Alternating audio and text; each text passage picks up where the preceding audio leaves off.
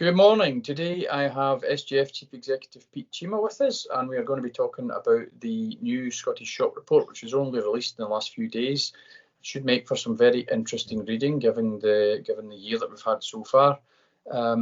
Pete, how was it putting it together? What did you expect to find? How did it work out? Good morning, Anthony, and good morning, everyone. This year's report, as before, has been published with our partnership with our colleagues at ACS. The report really shows a very clearly the scope and scale of the convenience industry in Scotland, its impact on the economy and on our communities.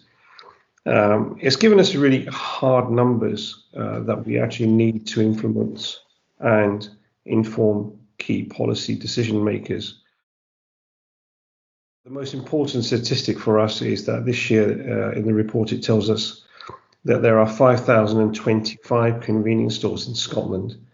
The number of stores has been increasing over the past 3 years, and this really shows how strong our sector is.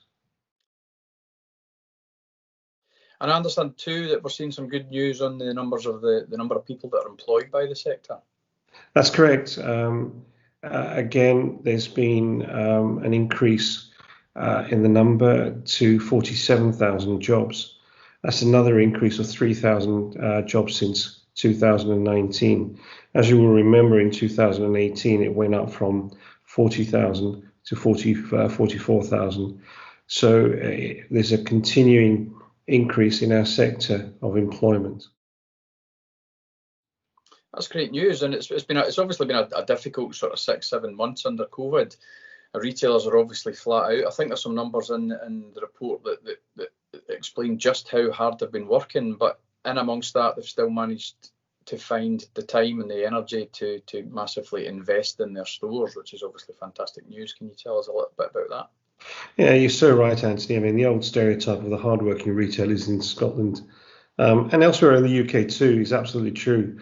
14% of the retailers work for 70 hours a week, 18% take no holidays, and the average store is open for 14 hours a week.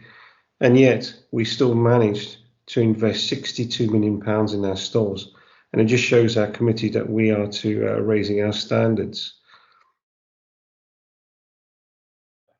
And it's also fantastic to see again that obviously community involvement is a massive part of what local retail and convenience retailing is all about, and the numbers in this year's report suggest that the vast majority of local retailers are involved in some shape or form in community involvement.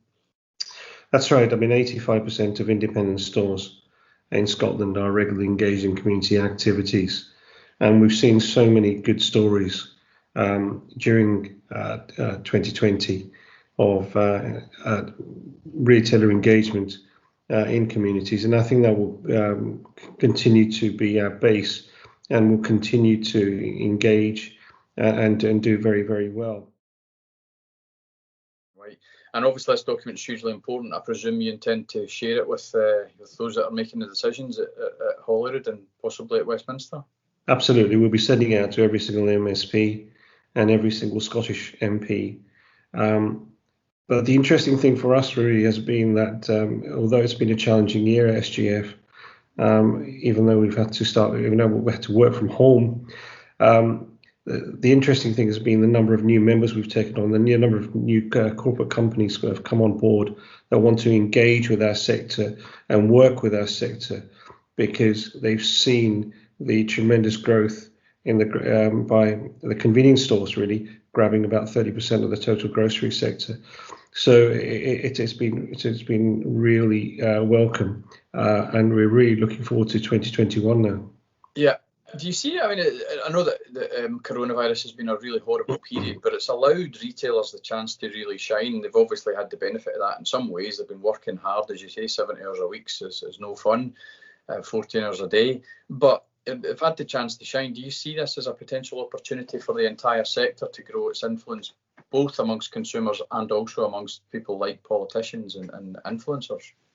Absolutely. I mean, we've seen so many MPs and MSPs come out and really, talk about how stores are doing in their area and how they really engaged I've called our sector the fourth emergency service, and rightly so, because we have really come to the fore in all of this.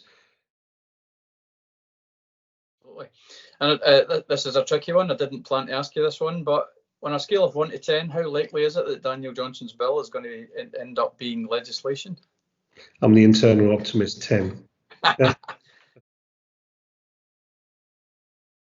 Anthony, thank you so much. And just to remind everybody that the report is now available to download from the Scottish Grocers Federation's website.